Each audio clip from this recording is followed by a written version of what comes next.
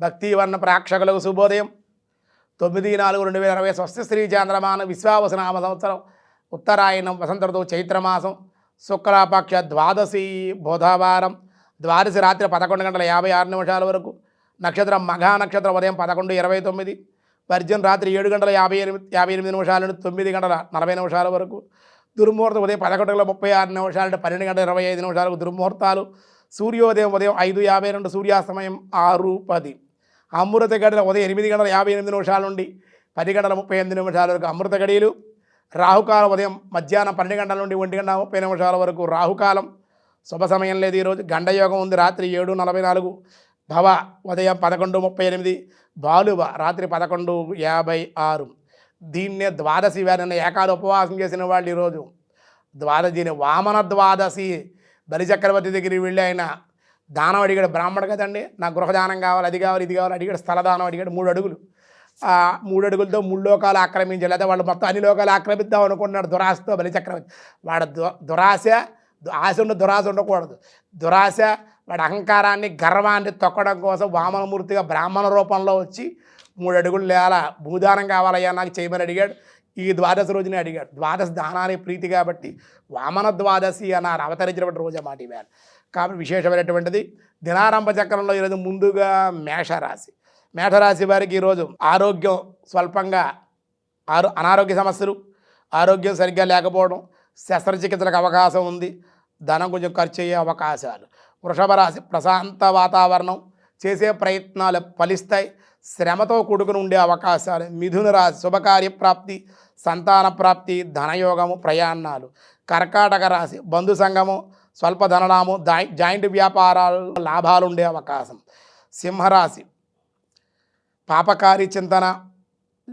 joint వ్యాపారాలతో కానీ స్నేహితులతో కానీ వైరము ఒత్తిడులు బంధువులతో కూడా విరోధము కోపం అధికం కన్యారాశి ప్రభుత్వం వల్ల సమస్యలు దుష్టుల యొక్క కలయిక వృత్తి వ్యాపారాల్లో వ్యతిరేకత తులారాశి మానసిక ప్రశాంతత మనోల్లాసం ధనలాభం వృశ్చిక రాశి వాహన యోగం స్త్రీల వల్ల ఇబ్బందులు వృధా ఖర్చులు ఉద్యోగ ప్రయత్నాలు ధనస్సు రాశి కీర్తి సంఘంలో గౌరవ మర్యాదలు కొత్త ఆహ్వానాలు అందుకునే అవకాశం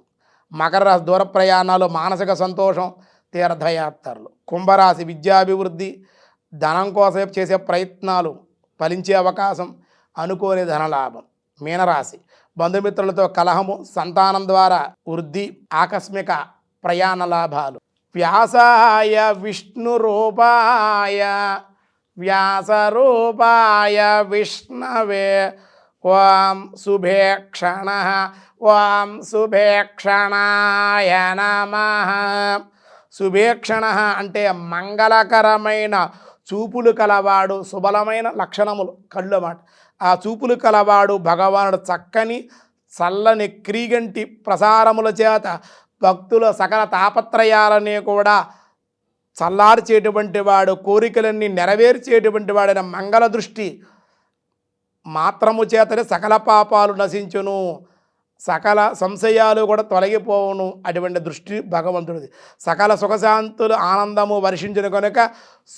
శుభేక్షణాయన భగవంతుడు ఒకసారి చూస్తే చాలండి తరించిపోతాం అందుకే అన్నమాచార్యులు గారు కరుణింపము నీ దయాశక్తి గానమునర్చుసు